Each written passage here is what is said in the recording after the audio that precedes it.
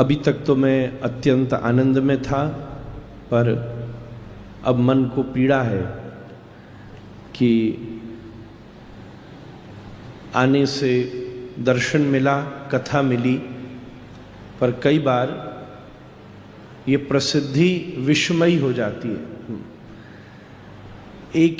दो ही समय ऐसे होते हैं जब मन करता है कि हम कथा न कर रहे होते। पहला, जब ठाकुर जी कहीं भगवान के स्वरूप का दर्शन करने जाओ और लोग दो क्षण के लिए ठाकुर जी के दर्शन से मुड़कर हम लोगों को देखने लगे, तो ऐसा लगता है कि इतने वर्ष भर जो कथाओं से लोगों को भगवत दर्शन की प्रेरणा दी, कहीं वो उद्देश्य छोटा पड़ गया। और दूसरा, जब हमारे श्री इंद्रेश प्रभु जैसे दिव्य महापुरुष रस की भागीरथी प्रवाहित कर रहे हों और हम लोगों की वजह से उन्हें रोक करके और हमें बीच में बोलना पड़े, ये दो ही ऐसे स्थान हैं जब मन करता है कि हम भागवत व्यास न होते तो अच्छा होता। मैं व्यासपीठ को प्रणाम करूं और मेरे पास में विराजमान श्री वृंदावन की शोभा साक्षात श्री कृष्ण स्वरूप ही, इसमें कोई संदेह नहीं है। जिनको सबके हृदय में तो भगवान है ही हैं, पर जो स्वयं भी कृष्ण स्वरूप है, परमादरणीय व्रज की शोभा, अर्चा लेवे वाली करवी वाली ठाकुर तो वृंदावन में बहुत सारे हैं, पर चर्चा करने वाले हमारे श्री ठाकुर जी महाराज हैं। हमारे श्री द्वारिकाधीश मंदिर के सभी आचार्यजन, सेवायतजन, स्वामी जी, महाराज जी, सभी लोग को मैं प्रणाम करूं। समय का अभाव आपसे ज़्यादा, क्योंकि लेवे आया हूं तो पहले भी पहुंचना है, इसलिए मैं विचार करते रहो कि क्या ले जाऊं, इसलिए राधा रमन जी का पटका ले जाता हूं। इस बार नहीं लाया और शॉल लेकर आया, क्योंकि आप गर्मी ते सर्दी में आ रहे हो, पाथे की व्यवस्था करना जिम्मेदारी होती है जो बुलावे आए। या मरे मैंने शॉल उड़ायो कि मां ठंड ज़्यादा है, ने संभल के आई हूँ। द्वारिकाधीश के दर्शन का और आपको श्रवण का लाभ आपकी कृपा से मिला, उसके लिए मैं और यहाँ बैठे अनेक श्रोता श्री गिरधर लाल के, पूज्यपाद श्री ठाकुर जी महाराज के और श्री इंदेश प्रभु के जीवन पर्यंत ऋणी है कि आपकी इस योजना से हम सब सामान्य लोगों को श्रवण भी मिल गया और भगवत दर्शन का भी लाभ प्राप्त हो गया।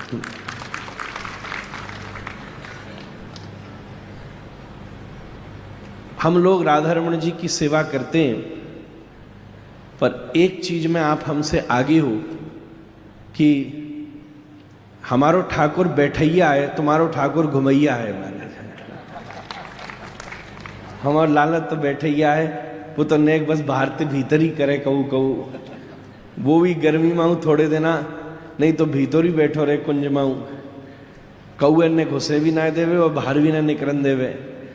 पर यह मामले में हमारे श्री गिरधर लाल घुमैया ठाकुर है, हर साल कहूँ न कहूँ घूम में निकले। जैसे घर के मुखिया घर वालन को लेके वर्ष में हॉलीडे मनावे जावे ना एक बार, सो हमारे श्री गिरधर लाल प्रभु अपने सब परिवार और परिकर को लेके एक एक स्थान पर सवन को आनंद करावे के त्याई जावे। ऐसे श्री गिरधर लाल प्रभु के चरणों में कोटि कोटि प्रणाम है महाराज।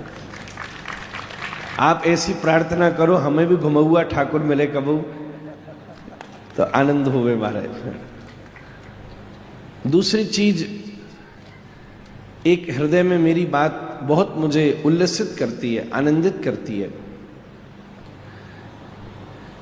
कि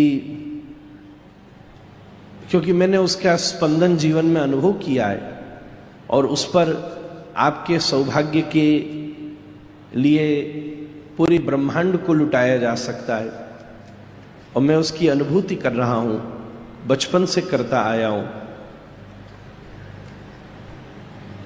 ऐसा सौभाग्य सबको नहीं मिलता कि पुत्र सामने बैठकर कथा कह रहा हो और पिता उसके सामने बैठकर उसको आशीर्वाद दे रहा हो।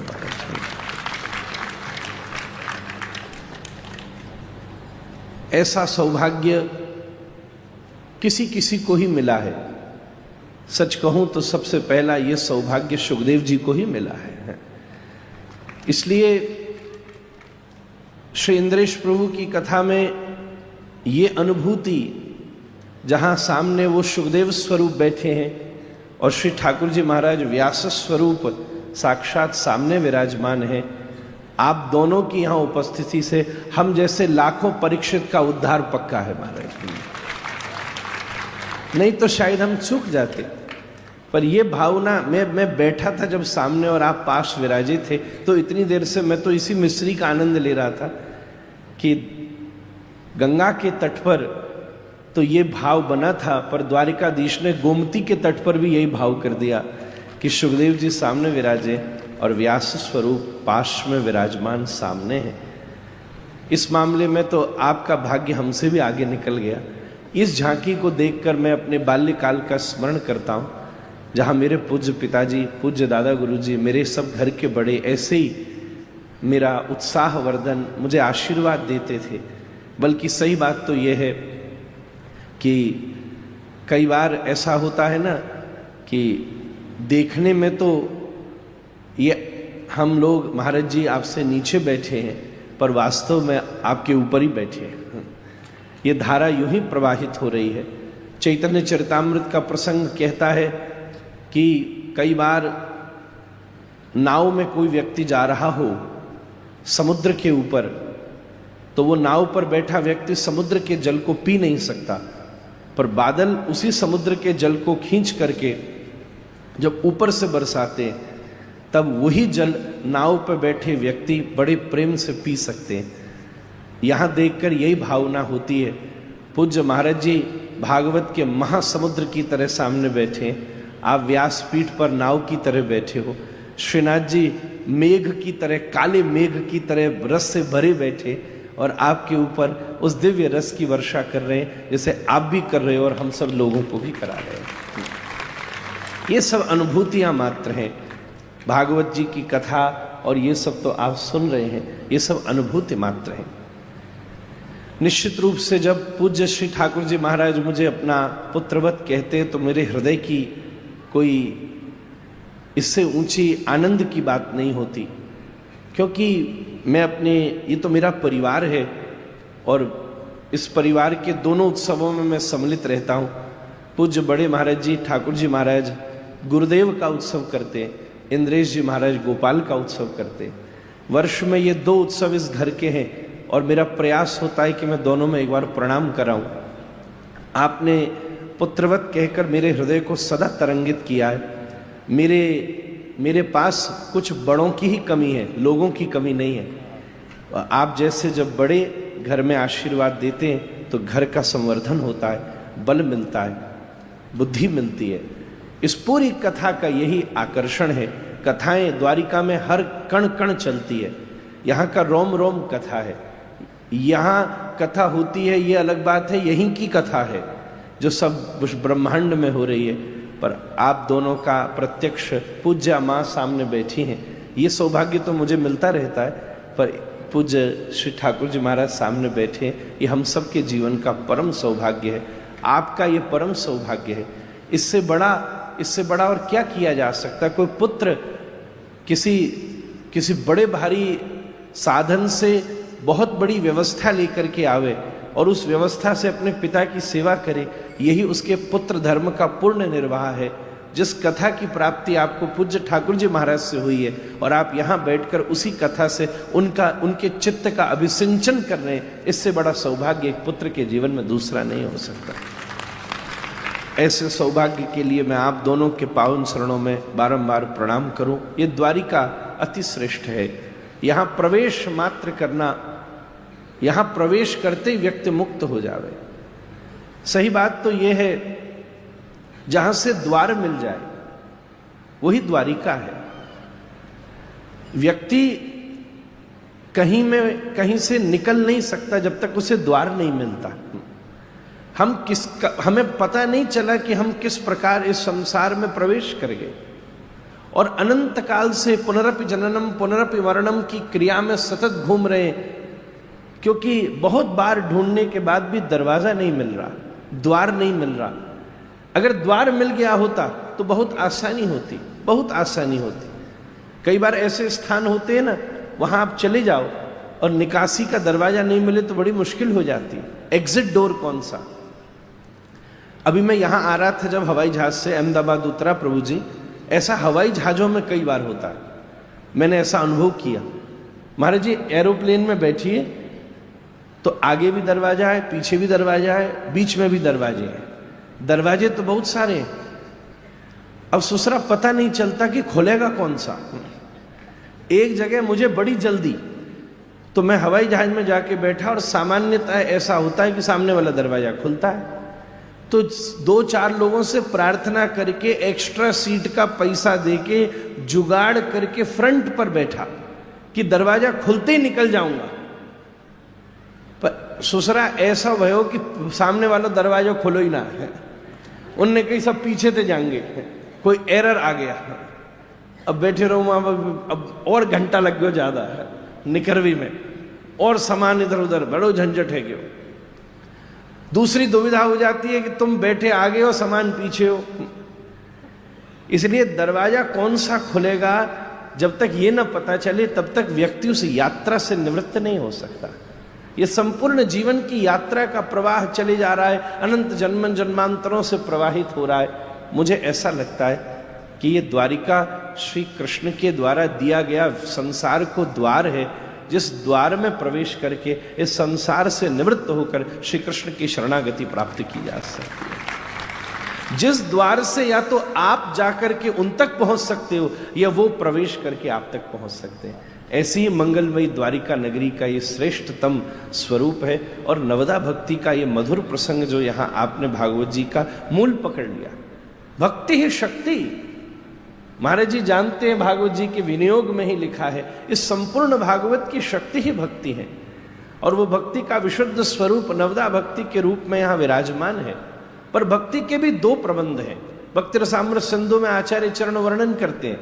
एक प्रबंध है वैदी भक्ति और दूसरा प्रबंध पूज्य महाराज जी कल सांझ की बेला में शब्द का प्रयोग कर रहे थे, और वह है विशुद्ध रागात्मिका रागानुगा भक्ति। वैदी भक्ति श्रवणम कीर्तनम से लेकर के अंत तक पहुंचती है, आत्मनिवेदन तक। पर जो रागानुगा भक्ति है उसका प्रारंभ तो आत्मनिवेदन से ही प्रारंभ होता है और परम प्रीति तक पहुंच जाता है, परम प्रेम तक पहुंचता है। आदौ श्रद्धा ततः साधु संगोत भजन क्रिया ततो अनर्थ निवृत्ति, करते करते रुचि आसक्ति और फिर बाद में प्रेमाभ्युदंजति, प्रादुर्भावे भवेत क्रमः। इस प्रकार प्रेम की प्राप्ति होती है। अभी हम जब दर्शन कर रहे थे, पूज्य सब सेवायत जन मेरे साथ थे, जब तक श्रृंगार हो रहा था तो सामने खड़े होकर द्वारिकाधीश की महिमा गा रहे थे। मुझे तो ऐसा लग रहा था जैसे अभी आप कथा में बोले कि शायद मुझे देखकर द्वारिकाधीश इतने खुश हो गए कि वो खुद उतर के आके कथा सुना रही थे सामने से। उनके भाव, जैसे जगन्नाथ को फोन आवे तो लगे जगन्नाथ जी फोन कर रहे हैं, तो ऐसे ही लग रहा था कि सेवायत सामने मुंह को देख के कथा सुना रहे, तू का सुनावे वो लाला, मैं सुनाऊं तो। और उसी समय भावना बनी कि यहाँ ठाकुर जी चतुर्भुज हैं, क्योंकि तमद्भुतम बालकम भुजक्षणम अभी आप श्लोक कह रहे थे। तो वहां चर्चा में श्री रूप गोस्वामी पाद का एक भाव प्रकट हुआ। महाराज जी समय तो मैं ज्यादा ले रही हूं, बस अब 1 मिनट में मेरो ही हवाई जहाज निकल जाएगा। तो वहां पर रूप गोस्वामी पाद को भाव आयो कि श्री रूप गोस्वामी पाद जब महाप्रभु जी से मिलने गए उस समय आपको स्वप्न आया है और आपने वहां से लौटकर 2 ग्रंथ लिखे, एक ललित माधव और एक विदग्ध माधव। एक ग्रंथ है जिसमें श्री वृंदावन के श्री कृष्ण की रसानुभूति का प्राकट्य है और दूसरी में द्वारिका लीला में कैसे वृंदावन की संपुटियां हैं उसका वर्णन है। वहां संकेत करके आचार्य चरण वर्णन करते हैं कि द्वारिकाधीश चतुर्भुज क्यों हैं। 2 भुज कृष्ण के हैं पर 2 भुज श्री राधा रानी के हैं।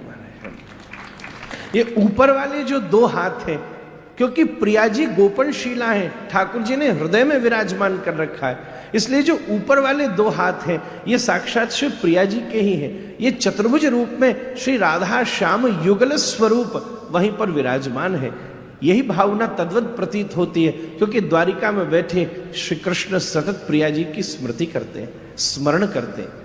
रूप गोस्वामी पाद वहां एक बड़ी सुंदर द्वारिका लीला का वर्णन करते हैं। एक बार नारद जी महाराज पधारे और प्रसंग आया, सत्यभामा जी से बोले, क्योंकि वो सत्यभामा जी का भाव अलग होता है, इतनी सारी पत्नियां हैं, तो नारद जी बोले आप चाहते हो कि श्री कृष्ण सदा आपके ही हो जाए? बोले ऐसा हो सकता है? बोले हाँ जरूर हो सकता है, सदा आपके ही हो जाए। तो बोले क्या करो? बोले एक काम करो, उनको आप मुझे दान कर दो। अच्छा ऐसा? ठीक है। सत्यभामा जी ने हाथ में लिया जल, विष्णु विष्णु विष्णु कह के, और नारद जी तो निपुण है ही, महाराज जी पूरा संकल्प करा के हिमाद्री करा दिया और करा के कहा कि मैं श्री कृष्ण को नारद जी आपको प्रदान करती हूं। छोड़ दिया संकल्प। नारद जी बड़े प्रसन्न, चलो इतने दुनिया में डोरे, एक तो चेलो मिलो कम से कम बढ़िया। ठाकुर जी ठाड़े, बोले लो ठाकुर पकड़ो मेरी वीणा, संग संग चलो। नारद जी ले जाने लगे श्याम सुंदर को, तो सत्यभामा जी बोली कहाँ ले जा रहे हो प्रभु? रुको रुको। बोले आपने उपाय कहा था कि संकल्प करने के बाद में इनके बराबर की वस्तु मुझे दे देना, तो ठाकुर जी को मैं वापस लौटा दूंगा। तो लो तराजू लगाओ, फटाफट तराजू लगाओ, अभी मैं इनके बराबर की वस्तु देती हूं। ठाकुर जी को तराजू के एक तरफ बिठाया और दूसरी तरफ सत्यभामा जी घर की सबरी सामग्री ले आई, सब धर दी, तराजू हिला नहीं। सत्यभामा जी घबराई। थोड़ी देर में आसपास और जो महर्षियां थी उनसे भी कहा, वो भी सब सामान ले आई, सब धर दिया, तो भी तराजू हिला नहीं। अब सत्यभामा जी घबराने लगी। नारद जी बोले मेरा स्वभाव है, मैं तो एक स्थान पर ज्यादा ठहरता नहीं हूं, इसलिए चलो चलो मुझे जाना है सत्यभामा जी, और द्वारिकाधीश आप भी चलो, आपकी पत्नी ने ही दान कर दिया जब, तो क्या बच्चों अब पत्नी का हुए दान करते तो कहां डोरे को वो फिर महाराज। ये बात गृहस्थी जाने महाराज, आप क्या को मोड़ो हिलाए रहे। तो अभी वैसे आप तो परे पहुंच गए, इंद्रेश जी को प्रवेश ही ना भयो, या हमारे अभी आप दोनों यार चीजें कम पकड़ेंगे। हम बैठे हैं, यहाँ बैठे हैं, महाराज जी बैठे, ये सब हम लोगों के अनुभव की बातें। अब क्या करें महाराज, हमें आप पे डराए ना रहे हो, चिंता मत करो ऐसा कि डर गई महाराज ऐसा हो जाएगा। हालांकि बहुत सारी दुनिया बाट लगाई बैठी है कि जे तो बैठी है, अब इनके बगल में कौन बैठे बारी आ गई। तो हम तो ठाकुर जी से प्रार्थना करें ये भी जल्दी चतुर्भुज हो में महाराज। द्वारिकाधीश चतुर्भुज की कथा है गई, अब ये भी इसलिए शायद आए हैं यहाँ, हाँ, क्योंकि बिहार को क्षेत्र है तो ब्रज द्वारिका मिलन महोत्सव महाराज। ठाकुर जी चतुर्भुज करें ने मैया, कोई ढूंढ के ला बढ़िया सी महाराज बैठी भाई। सो मैं पूरी बात कर दूं। वही समय सत्यभामा जी घबराने लगी। रुक्मणी जी सो बोली तू तो कछु लेके आ, ये पड़ला भी ना हिलो, तू तो कछु ला।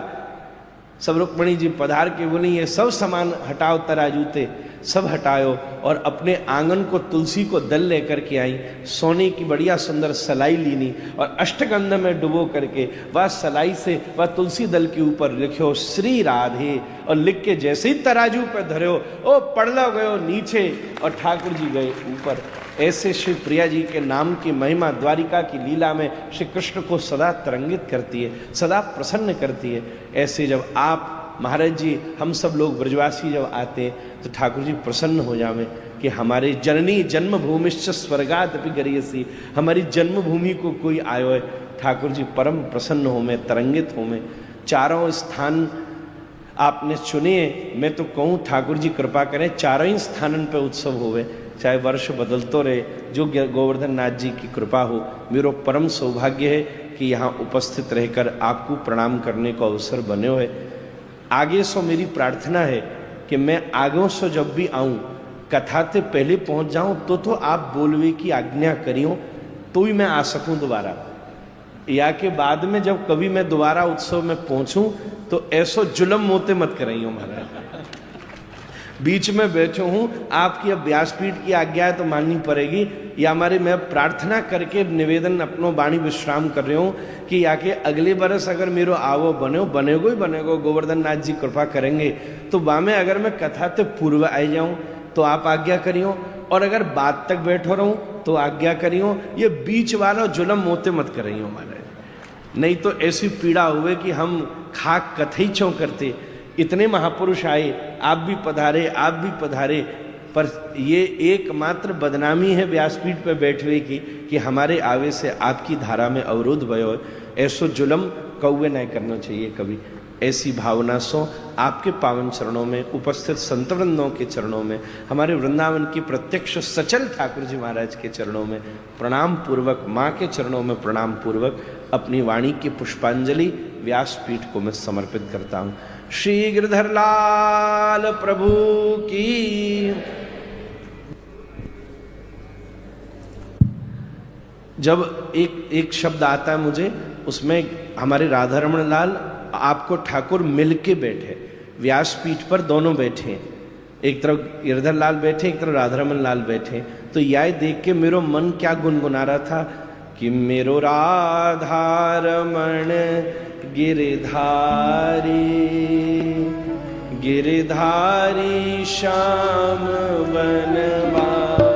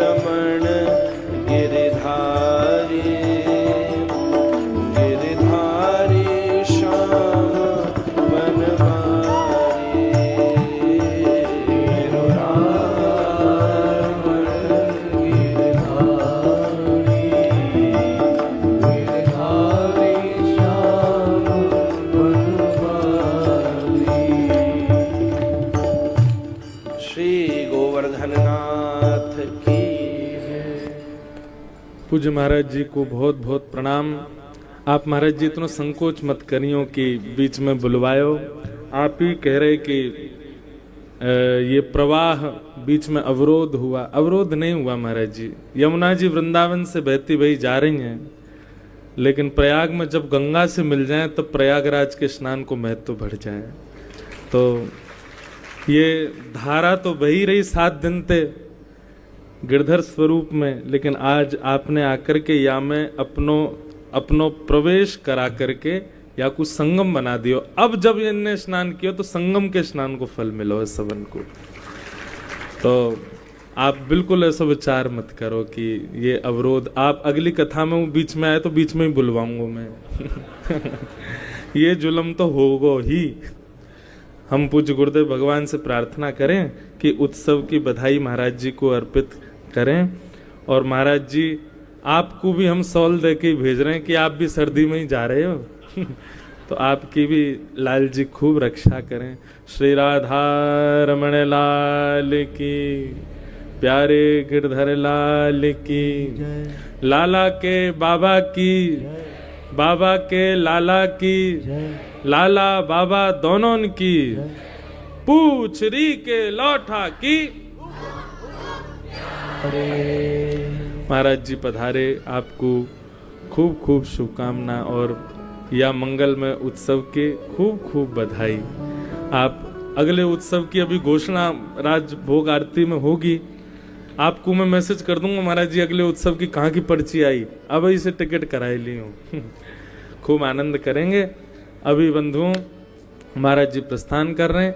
हमको भी कथा लगभग 12 बजे तक आज विश्राम देनी है, क्योंकि फिर बाकी के सब लोगों को भी गुना के लिए अहमदाबाद से हमारे संग जो सब हमारे परिकर के हैं अहमदाबाद पहुंचना है, तो कथा का विश्राम भी समय पर होगा।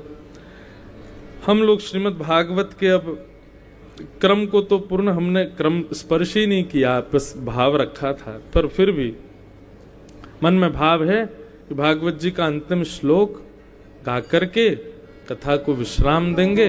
फिर पूज्य गुरुदेव भगवान सबका थोड़ा मंगलाशासन और हमारे पूज्य जगन्नाथपुरी वाले पूज्य महाराज श्री पधारे हैं, आप श्री का आशीर्वचन भी 2 मिनट सबको प्राप्त हो जाएगा। उसके बाद कथा को फिर विश्राम देंगे। फिर ठाकुर जी की राजभोग आरती होगी। आरती के बाद ठाकुर जी के आगे 4 पर्ची रखेंगे। हमारे जगन्नाथपुरी वाले महाराज जी और पिताजी आकर के जिस एक पर्ची को उठाएंगे उसी की उद्घोषणा मंच से होगी। आप लोग अपनी तैयारी कर लेना। सब लोग मेरे साथ भागवत जी का अंतिम श्लोक भाव से कहो।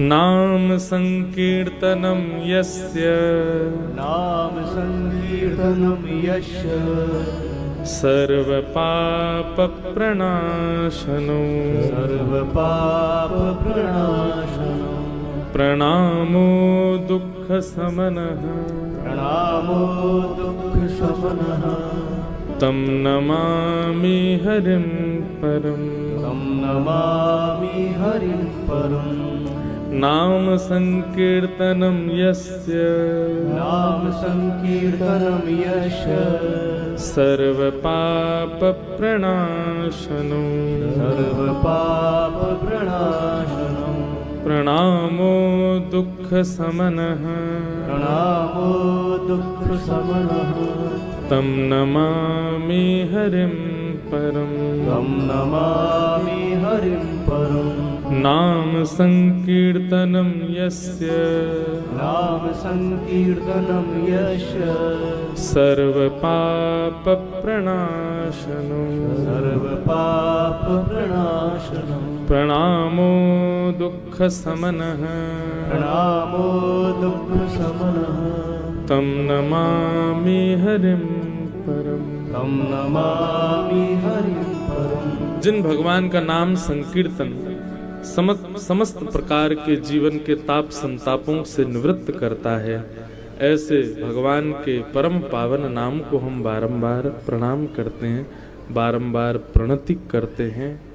बंधुओं, 7 दिवस के इस ठाकुर जी के मंगल में पंचम पाटोत्सव में आप सब पधारे, आप सबका बहुत बहुत धन्यवाद। यहाँ पर कई लोगों ने बहुत सेवाएं ठाकुर जी के सन्मुख की हैं, पर मेरा पता नहीं क्यों ऐसा भाव रहता है कि लाल जी के उत्सव में किसी का नाम प्रकट नहीं हो, आपकी भी भावना नहीं हो कि हमारा नाम लिया जाए, अगर उस नाम से मान प्रकट हो। इसलिए हमने किसी का नाम नहीं लिया मंच से कि ये प्रधान है या प्रधान है। आप और मैं कर्ता हो सकते हैं, लेकिन कारण तो केवल श्री गिरधर लाल जी हैं। आप और मैं कितनी भी व्यवस्थाएं कर लें, ठाकुर जी की इच्छा नहीं होगी तो हम और आप कोई उत्सव नहीं कर सकते। ये जितने भी उत्सव यहाँ बने, रात्रि में जो भी कार्यक्रम हुए, जितने भी संत वृंद पधारे, ये मेरी आपकी सामर्थ्य से संभव नहीं था, ये सब लाल जी की इच्छा थी। बस लाल जी का एक स्वभाव है कि वो कारण हम लोगों को बना देते हैं, लेकिन मूल कर्ता तो ठाकुर जी ही हैं। ऐसे हमारे लाल जी, उनसे हम प्रार्थना करेंगे कि आप सब लोगों को खूब बल दें कि आप लोग अगले उत्सव में भी पधारो। और निश्चित बंधुओं, ये वचन आप ठाकुर जी को और कुछ मत दो, इस उत्सव की भेंट यही दो कि आप ठाकुर जी को वचन दो कि हम आपके अगले उत्सव में आएंगे, निश्चित आएंगे। कहीं भी हो, कैसे भी हो, आप वचन दो। अब वचन को पूर्ण करने की जिम्मेवारी आपकी। साल भर में आप लोगों को ऐसी योजना बनानी है कि अगले उत्सव में आना ही है। बस यही हमारे लाल जी को आप सबसे चाहिए। बंधुओं, मेरे लिए तो ये 7 दिन की एक अनंत ऊर्जा है। सत्य बता रहे हैं कि सोना तो हमको पता ही नहीं है कि किसको कहते हैं इन 7 दिनों में। और आप विश्वास मानिए कि कितने सारे बालक बीमार हो गए उत्सव में, जो बेचारे लगे हैं, खड़े हैं सब। कल मेरे से कोई बाहर बैठा था, मैं 3 बजे तक, मेरे से बोले सर ढक लो, सर्दी लग जाएगी। मैंने कि अभी कल तक तो कुछ नहीं होगा, कल के बाद कुछ हो तो दिक्कत देखेंगे जो होगा। पर लाल जी के उत्सव की इतनी इतनी खुमारी रहती है, इतना आनंद रहता है, मैं शायद पूरे साल भर इतना आनंद नहीं करता जितना आनंद मुझे इन 7 दिनों में ठाकुर जी के उत्सव में। बार बार मन में ऐसा भाव आता, मेरे लाल जी का उत्सव है, सब आनंद करें, सब नाचें, सब लाल जी को आशीष दें। ये कृपा है बंधुओं की ठाकुर जी पधारें सेवा में। बस ठाकुर जी से यही प्रार्थना करेंगे